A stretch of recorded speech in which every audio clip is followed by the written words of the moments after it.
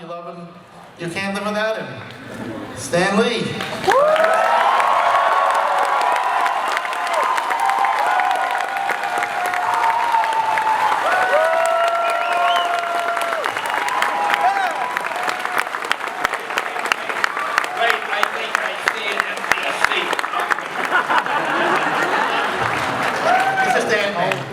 Hello, true believers. Now, I have a confession to make. Even though I look like a model of perfection to all of you, I don't hear as well as I used to, so I won't be able to hear whatever questions you ask. Assuming they ask any, they may just sit on their hands, they may do nothing. I'll be standing. But he's going to repeat the question to me. My only problem is he doesn't speak very clearly. I hope I understand what he says. But let the entertainment begin. Well, before we have a breaking news, Max. Oh, never mind. We don't have breaking news. The news broke. Wait, what? What? Oh, okay. I think we have Stan. There are things happening that I am not privy to. I think we have a sneak preview of Stan's cameo in Amazing Spider-Man 2 that Max has. It's supposed to be a secret, but It's top secret. So be careful. You might want to wear sunglasses. The special effects might overwhelm you. Come on, these people. I know you won't. Hard to believe we didn't rehearse this. Yeah, okay, look close. So don't tell a soul what you saw. It's right there. Oh, I'm great. Max has just broken about 20 confidentiality agreements. Thank you. They appreciated that very much. Okay, try just holding it. They're dangerous weapons is what they are. So I'm going to ask Stan a few questions, then we'll open it up to questions from the audience. Why is it at every panel there have to be questions? Why can't I just sit and talk and say whatever I feel like? Okay, listen attentively and appreciatively, but if you want questions, okay. Okay, well my question is, we know all about the cameos and we'll get to them. But You don't know your name? You need a sign? Where is Stan? Why doesn't Stan have it? This is ridiculous. Why do I have it? This is silly. My signs for names, that's silly. By the way, if you don't know this, Danny Fingerup used to be one of our top editors and writers years ago at Marvel. After that, he went legit.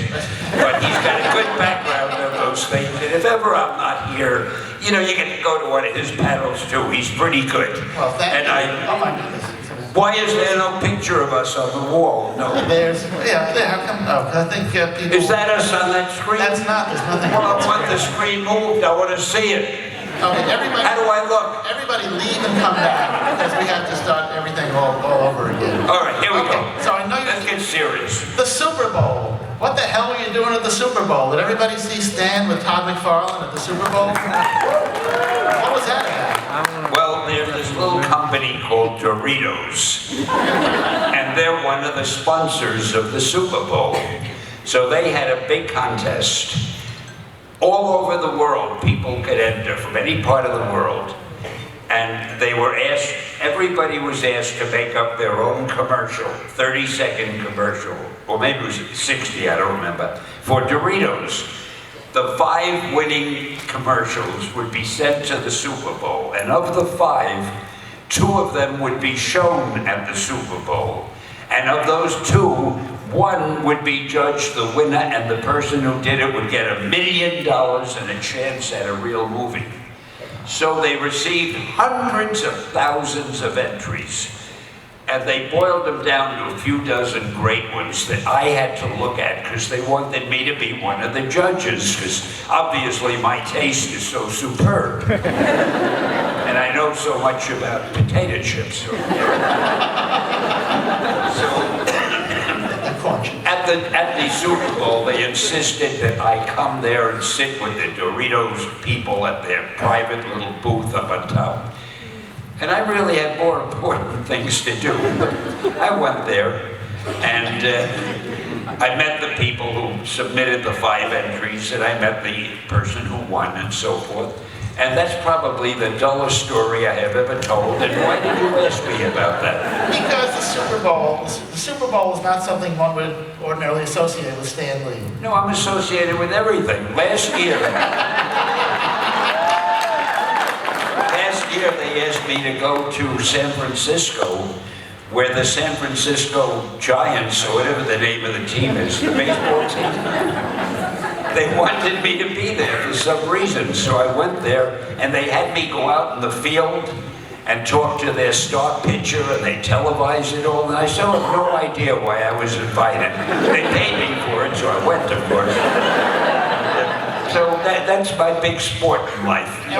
Oh, and at Pow Entertainment, that's my company, we're working on something called, what, I forgot what it is, I think the Defenders, something like that. And it has to do with hockey.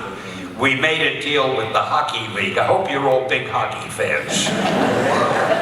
And we're going to be, well, you'll be, in the next year or two, you'll be hearing a lot about this. We made up a special superhero for each team. There are like 1 million teams. It was a big job.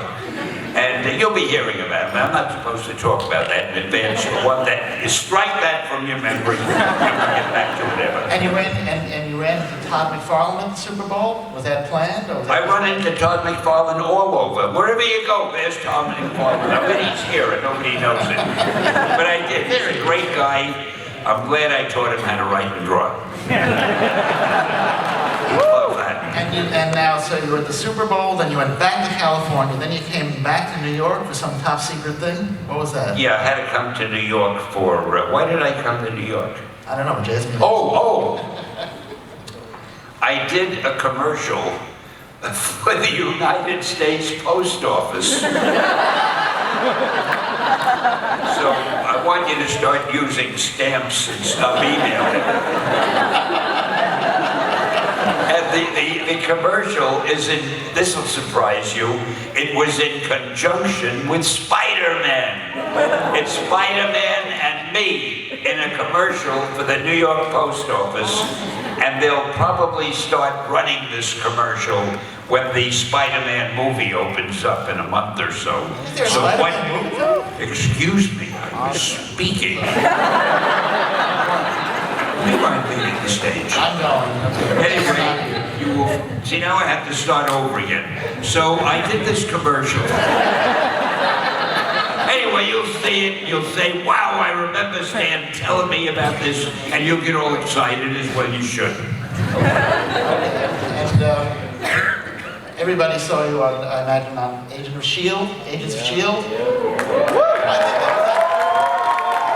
I have to tell you something. Those of you who saw me on the Agent of S.H.I.E.L.D. thing, sometimes things don't turn out the way you think they should or would. They said to me, you're going to be on a train, and 2 of our characters are going to be having an argument, and the guy is going to be yelling at the girl, and you're going to be sitting with 2 lovely girls, I like that, and you'll hear them yelling, and you're a distinguished gentleman, and you don't like a man yelling at a woman, and you walk over and tell him that you think it's terrible that he speaks to the girl that way, and then you leave. So I figured, well, that's the type of thing I would do. I'm very chivalrous. So they filmed it, and I saw it. And when I saw it on television, I said, Jesus, it made me look like I was so old and decrepit, I needed those 2 girls to lean on just to walk through the train. I thought it would look like they were my girlfriends, but they made it look like they were 2 nurses holding me. So I wasn't happy with it. I'll have a little talk with whoever the director was. I forgot his name. Did you make them do take after take till they got it right? Did you make them do take after take till they got it right? Oh, no. I'm known as one-take Lee. I mean, I do it once, the director says perfect, pays me a lot of money, and I leave. And if you believe that. And what's Stan Lee's Mighty 7? What's that? Oh. Tell us about it. So we decided to do a group of new superheroes in animated form. And I came up with something called the Mighty 7, and it's on the Hub Network, which nobody ever heard of or looks at, but that's where it is. No, you may know what it is, for mostly young kids. And they made an animated movie of the Mighty Seven, and the people at Hub liked it so much they asked for 2 more. So we're now working on the 2nd and 3rd. The first one was just broadcast a few days ago and got a great rating. And, we call it America, or the world's first reality cartoon adventure, because we have real people in it, and one of the real people, of course, is me. So, in fact, I'm the star of the show, he says modestly. And I'm not going to tell you anymore and spoil your fun if you haven't seen it. There is such a network as the Hub Network. I don't know what channel it's on here, but you might get a kick out of it. It's on every week on some day or other. I forget which day it is. And it's a whole movie. It's very strange. But I'm a star. I think now we'll take some questions. There's some microphones. If That's people right, we have to have questions. Yes, we have a few people in the audience. Yes, the gentleman in the bow tie. Okay, what's your favorite superhero that you created? What is your favorite superhero that you created?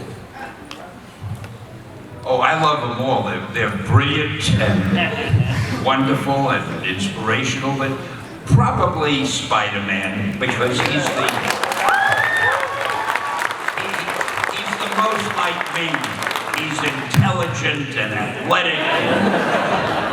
No, I like Spider-Man, but I love them all. It's not easy to say he's my favorite, because when you mention the others, I love them too.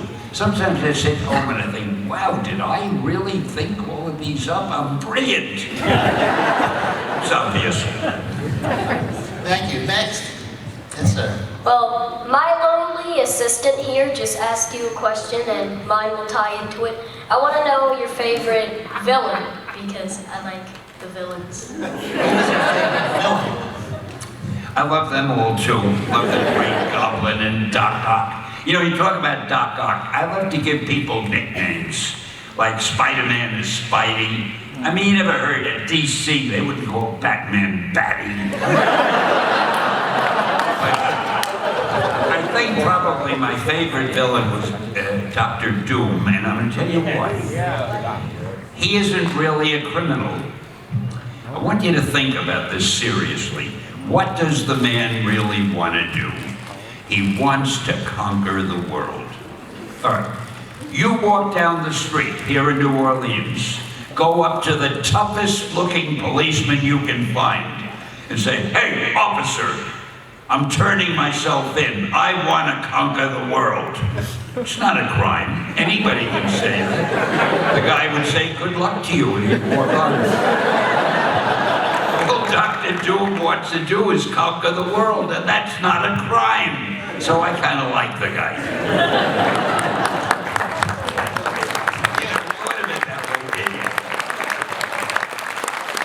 Yes, sir. Your question. My question is, what made you come up with the Avengers? Greed.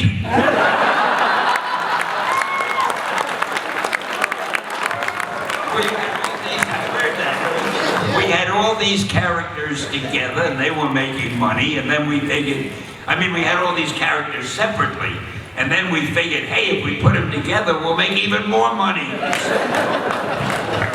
He's such an idealist. Next. My question was, what made you want to be in all the Marvel movies that you created? What made you want to be in all the Marvel movies? Believe it or not, I didn't. I was asked, what was his name? Brian Singer. He directed the first X-Men, I think. And I had met him, and he said to me, "Hey, would you like to be in one of the scenes?" Well, even though I'm a very shy, retiring person, I said, that sounds like it might be fun. So he had a guy coming out of at a beach. One of the villains or someone was coming out of the ocean, walking on the sand, and he was strange looking. And in the background, I was selling hot dogs. And as the guy walks by, I look at him like this. But nobody saw me because everybody was looking at the guy. I was the only guy looking at me on the screen. But anyway, that was the first one. And for some reason, when they did the next Marvel movie, the director must have felt, well, if Stan is in that one, we'll get him in this one. And they've been calling me. I have nothing to do with it. And people ask me, how did you decide that your cameo would be this, that, or the other? I don't decide. They would call me and say, we're doing a cameo. Can you be at the studio on the 28th at noon? And I go there at noon and they say, here, put this cap on. Or oh, that's another thing. I'll never understand the movie business. For one cameo, I walked in looking as great as I always look. I had a white shirt on, a pair of jeans, and a pair of sneakers, and a members-only jacket. And the girl said, okay, Stan, here's your wardrobe. We have an old members-only jacket, a white shirt, jeans, and sneakers. I said, well, I'm already wearing that, so let's go. Let's start filming. No, you have to put ours on. Why do I have to wear yours? I'm wearing just what you want me to wear, but those aren't ours. So I had to take off everything I was wearing and put on the exact same outfit to make them happy. So I'll never understand movie people. Why did I mention it? Did it have to do with anything? I don't remember why I told you that. I'm sorry. Next, please. Yes, sir. If you could have any superhuman ability, whether it be a superpower or otherwise, what would it be and how would I you heard use that. it? I heard that. Did it come from over there? No. Yeah, I gotta tell you a funny thing. It sounded to me like it came from. I never know where the voices come from. But you can tell. You know it came from there. I saw the person. I have badly directional ears. That's what it is. Now the question was, if I could have any superpower. This answer may surprise you.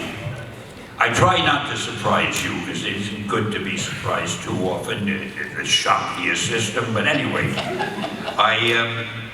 if I could have any power, it would be luck. Because just think about it. If you're lucky, you don't need any other power. Dr. Doom shoots a ray at you, it misses. You want to win the lottery, you win it. I mean, if you have luck, everything falls your way. So that's the real great superpower. But the reason I've never given it to a character, and you may not have thought of this, it isn't a visual superpower. And people like villains who have visual, or heroes, who have visual powers. I mean, if you have the power of Iron Man, you can fly. If you have the power of Spider-Man, you can climb walls and swing on webs. How do you draw a guy who has luck? You just draw a guy, that's all. It's not interesting. But that's the power you should wish for. Okay. A little word to the wise doesn't hurt. Thank you. Next. Yes, sir. When creating Spider-Man and Peter Parker, what made you decide to make Peter Parker very intelligent and then Spider-Man a very big smart aleck? I heard, when did I decide like Peter Parker's something, I missed that, and then Spider-Man is something, I missed that. What made you make Peter Parker very intelligent, but make his alter ego Spider-Man be a smart aleck? Well, you can be an intelligent smart aleck, look at me.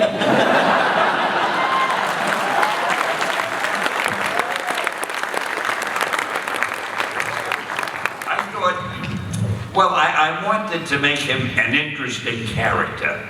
And I thought when he becomes Spider-Man and suddenly he has that power and he can do almost anything, he'd act differently and behave differently. See, for instance, if I didn't have this incredible power over you people, the audience, I'd probably be speaking much more shyly and hesitantly and timidly, but I'm aware of my great power, so... What am I doing? Oh, by the way, did I tell you how Spider-Man got to be a Marvel character in the first place? Did I ever tell you that story of how my publisher decided to go with it? Well, if you've heard the story, you know, read a book for a few minutes. I'll tell this to the people who haven't heard it. We had already done the Fantastic Four and maybe the X-Men, I forget the order, but our books were doing well, so my publisher came to me and he said, Stan, I want you to dream up another superhero. I wanted to keep my job, so I said, okay. So I'm sitting around trying to think, what the hell can I come up with? And I see a fly crawling on a wall. And I said, wow, it would be kind of cool to... No, I'm lying to you. I don't think we had the word cool in those days. I think I probably thought it would be kind of groovy if I could find a character who could crawl on walls.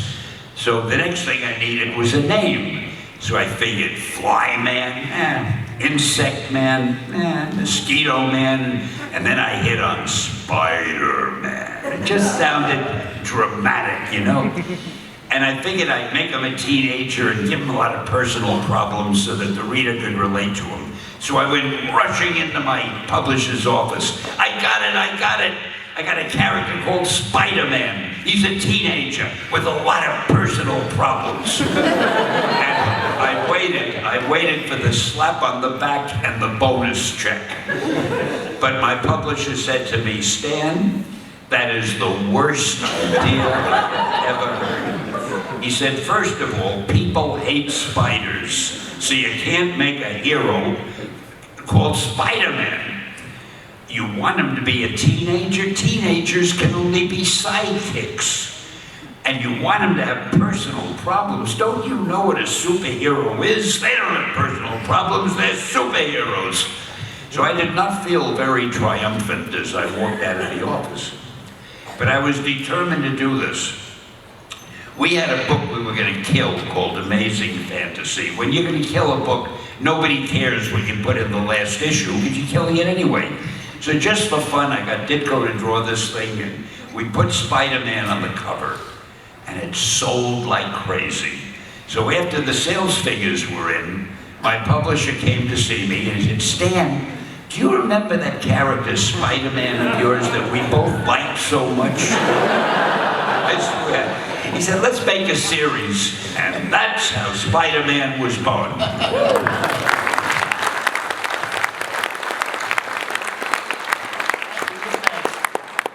Yes, sir. Oh wow, I get to talk to Stanley.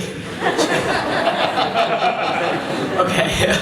He's tearing up over talking to you. And me a little too, right? Okay, when was the moment that you stepped back and you were like, I have made it. I am Stanley. I am like the greatest comic book icon ever.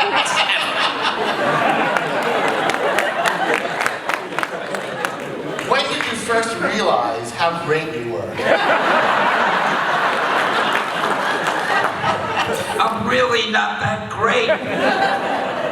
I just love to kid around about it. I mean, I can't believe half the things that are happening, you know? I mean, you fans are the greatest people in the world. I go home after a convention, I walk in, after I've been acclaimed and I've been cheered and people have been so great, I walk into the house and my wife says, Stan, take out the garbage. May I just add a footnote to that? In your own autobiography, I believe you mentioned something you wrote on the ceiling at DeWitt Clinton High School? Well, I was stupid.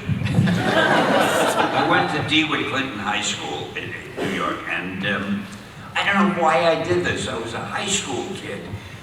They had a tower in the school. It was shaped like that on the top of the school. And the painters had been painting the inside of the tower. They left their ladder. And I was the editor of the school magazine or something, and I was up in the office, and I see the ladder with the paint. And I figured I ought to paint something there, and when they take the ladder away, because the painters were finished, that'll be there forever. Nobody will ever see it, it's up on the top there. And for some stupid reason, I climbed the ladder and I wrote, Stanley is God.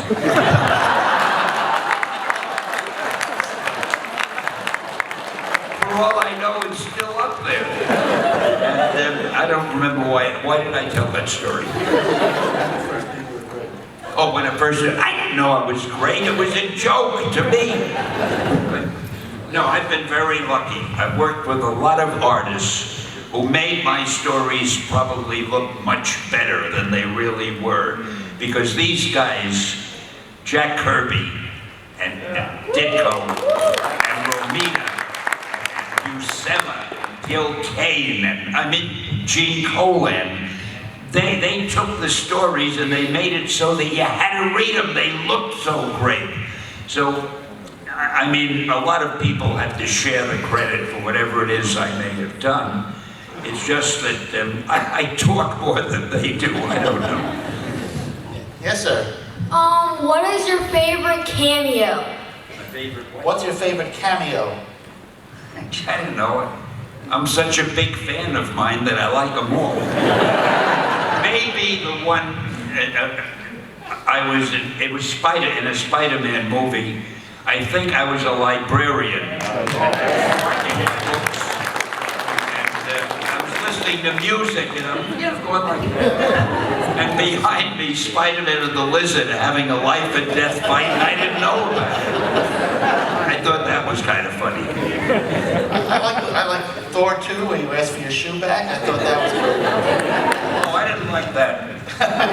In Thor 2, if you remember the one where I say, can I have my shoe back? I had about a whole paragraph of things to say, and they cut all the stuff out and they just left it, can I have my shoe back?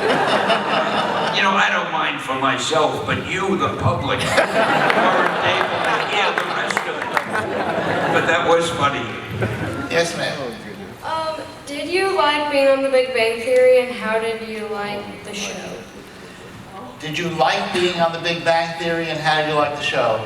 Oh, I loved the show, and I never had a better time than being on it. I think it was one of my greatest performances. But I'm very annoyed they haven't asked me back. I'd love to do another one. So when you have nothing to do and you feel like writing a fan letter, the name of the show is The Big Bang Theory. Thank you. Yes, sir. Out of all the heroes or villains you've created, which would you say you identify the most with on a personal level? Of all the heroes and villains you've created, which do you identify with most on a personal level? Not on a professional level, on a personal level.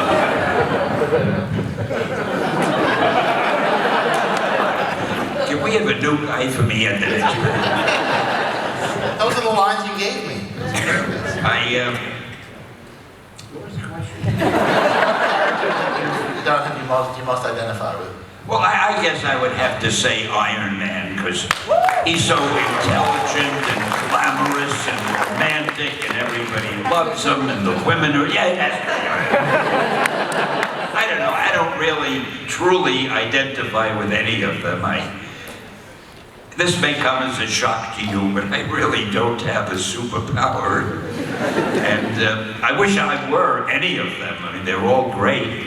I'd even like to be Batman or Superman. Oh, did you know I wrote Batman and Superman stories for DC? Yeah. Years ago, they had that thing. Somebody just sent me, they put them all together in a big, thick book. It's hard to even carry, but there it is. Just imagine Stan Lee creating Batman, Superman, Wonder Woman, all of them. I don't know why they never asked me to do that, but I enjoyed it. We're off the subject. I'm sorry. You go ahead. What was the subject? Captain America has a question. Yes, Cap.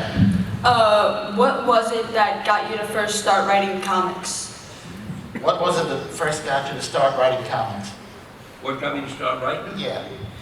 It's a funny thing. I had a cousin who had a husband who had a little publisher, not little, he had a publishing company. And I heard they needed an assistant at his company. And I always thought I'd like to be a writer. And they published men's books and movie books and sport books. And they had a little line of comic books that I hadn't hardly known anything about. I went up to the office and I found out that there was an opening in the comic book department. Some department, the whole department was Joe Simon and Jack Kirby. So I became their assistant. And again, some assistant. My job was to run down and bring them sandwiches for lunch, to fill the inkwells. They actually used ink in those days. And also to write a little bit of copy if they needed some, because they figured nobody ever read this stuff anyway. nobody had any feeling, any respect for the readers of comics in those days. Everybody felt only very young children or stupid grown-ups read comics in those days. So there I was, wasting time, but it was a job. And for some reason, Joe and Jack got fired at some point, after I had been there for about 8 or 9 months. And the publisher said, hey, Stan, do you think you could take care of things till I hire a grown-up, you know? I was about 17 or 18, 17 and a half. Well, when you're that age, what do you know? I said, sure, I can handle things.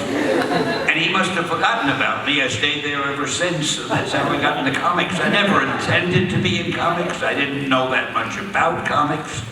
And I still don't know that much about it. Anyway, that was the answer to the question. I thought I did that magnificently. You did very well.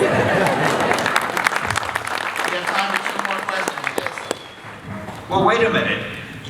How can you be sure? One of the questions may be so long that you won't have time for the second one. Or they may be so short you'd have time for a third one. You can't say so authoritatively we have time for 2 questions. The reason is done demographic studies and fed them to computers, and they know exactly. Have it your way. I have no idea. Yes, what's your question? What inspired you to write for Iron Man? I'm sorry. What inspired him to make Iron Man? Stan, what inspired you to make Iron Man? Really?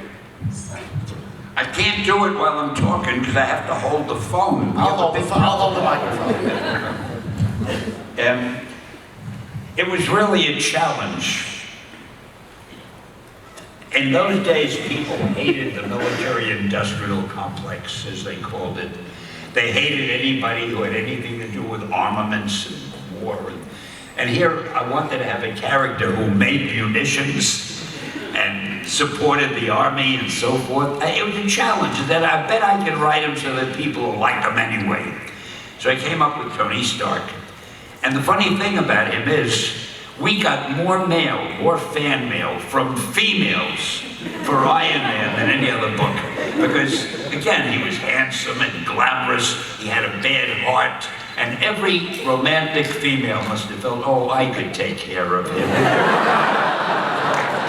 that the answer to the question? Is that all right? Last question. Make it good, no pressure.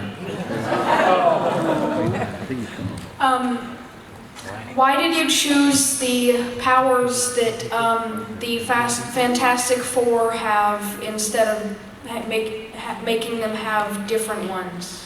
What was that? How did you come up with the specific powers for the members of the Fantastic Four? Oh, I just sat and thought about it until I could figure something out. I remembered that Marvel once had a character called the Human Torch. They had him when I first came to work there by Carl Burgos. And I always thought he was a great character, so I thought I'd bring him back. And I made him the young brother, I think, of the Invisible Girl. And then I thought it would be fun to have a female superheroine. And I had to find a power for us, so I thought invisibility, but that isn't really a power, that's just... So I thought she'd also have a force field that she could use to protect people as fire. And then I wanted to have a character that could provide a little human interest and humor. And for some reason, I dreamed up the Thing. I love the Thing. And then for the hero, I thought I'll make a real good hero. He's the typical comic book superhero. He's a scientist, he's a genius, but just for fun, I thought I'd make him dull. He's a little like me. He talks too much, he uses big words, the Thing keeps wishing he would shut up. And, I don't know, I just dreamed him up. I thought I could have some fun with him. You're wondering what I'm doing. What are you doing? What are you doing? Once, somebody asked me at an autograph session, would I do a doodle of Spider-Man? I don't draw Spider-Man, but just for fun, I did a stupid little sketch of a cartoon image of Spider-Man. And ever since then, my associate, who I'm going to kill because of this, he says, would I do a little Spider-Man doodle that he can auction off or something? So that's what it is so terrible. I don't want you to... We're giving it away. What's that? We're giving it away. Oh, you're giving it away? Yeah. Well, maybe I could get it. Anyway, that's what I'm trying. And I'm embarrassed by it because it's really so horrible. I don't know why anyone would want it. Can't do it with a Sharpie anyway. You can't get fine lines. I hate it. Anyway, go ahead, do whatever you're doing, Danny. Okay. This is really awful. What's up? The way we're going to give it away, it's hard to give a question, so we're going to randomly, it's a question that I would know that you guys should have the answer if you're true believers. The question is, and please not everybody do this, okay? The question is, what movie did Stan star in that was a cameo role that he was not a superhero, but he was a guest in the movie, and who was the co-star in that movie with him? I don't even understand the question. No, it's not. It's a non-superhero movie. Go ahead, buddy. Mallrats. No.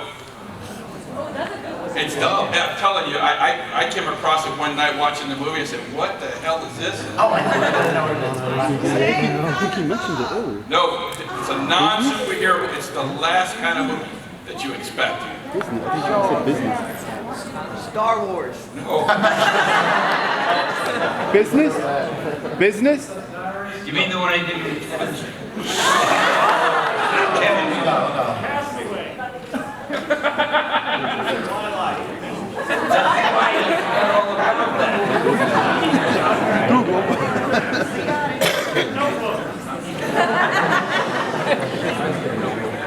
Okay, let's try it. The ambulance?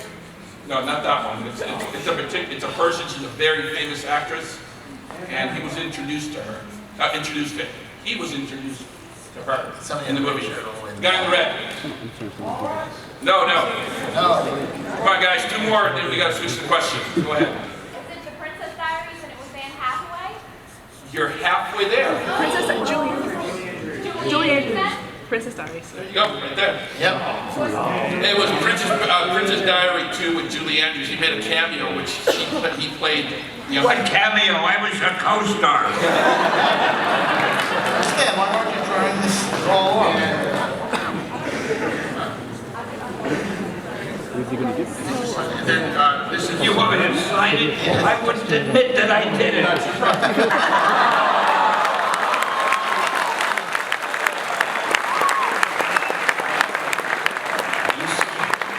See why Ditko never worried about me.